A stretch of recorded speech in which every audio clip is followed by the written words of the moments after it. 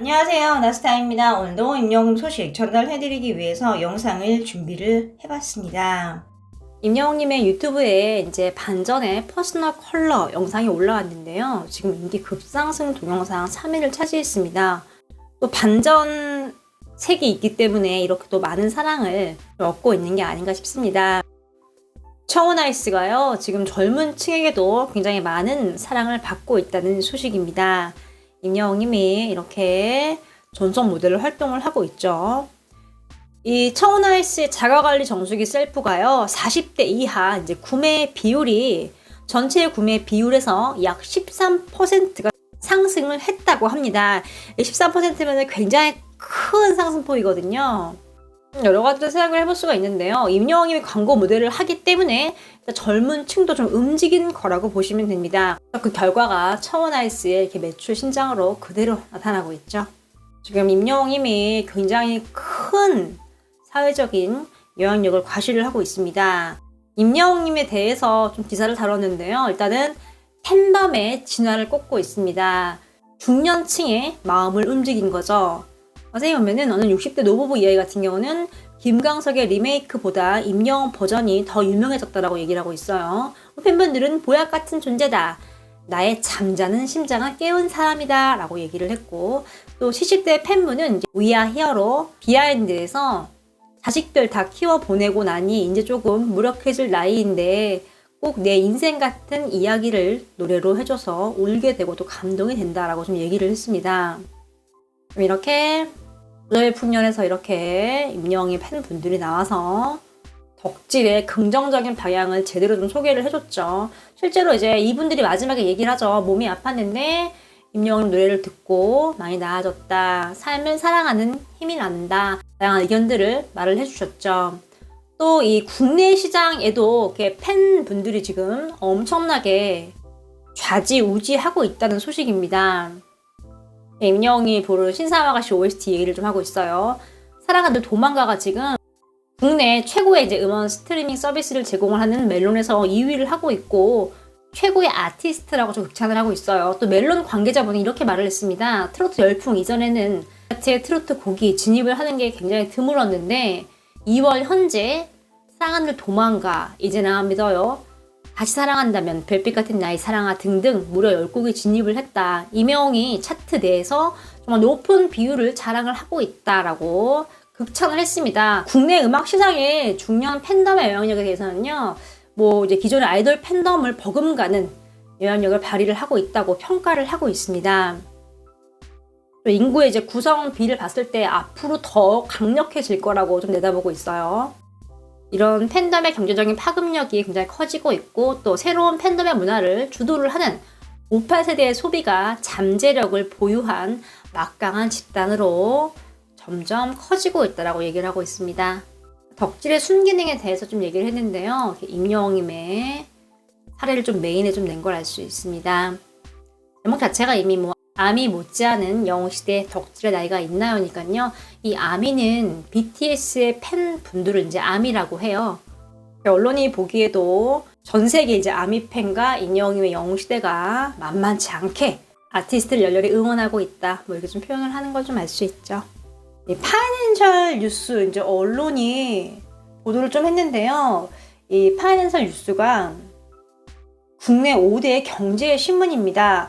경제, 금융, 증권 등 고품격 뉴스를 제공하는 국내 5대 경제 신문인데요. 지금 이런 언론에서 임영웅님과 BTS를 좀 얘기를 한 걸 좀 알 수 있죠. 임영웅님의 위상이 좀 드러나는 대목이 아닌가 싶습니다. 반가운 소식인데요. 임영웅님의 또 한 번 히어로의 면모를 과시를 했습니다. 유튜브 뮤직 조회수가 지금 임영웅님이 1위를 차지했어요. 언론에서는 뭐 역시 차트 이터라고 얘기를 하고 있습니다. 뭐 최고란 뜻이죠. 이게 7일 조회수가 임영웅님이 1위를 차지를 한 거예요. 1420만 뷰를 차지했습니다. 엄청난 숫자죠.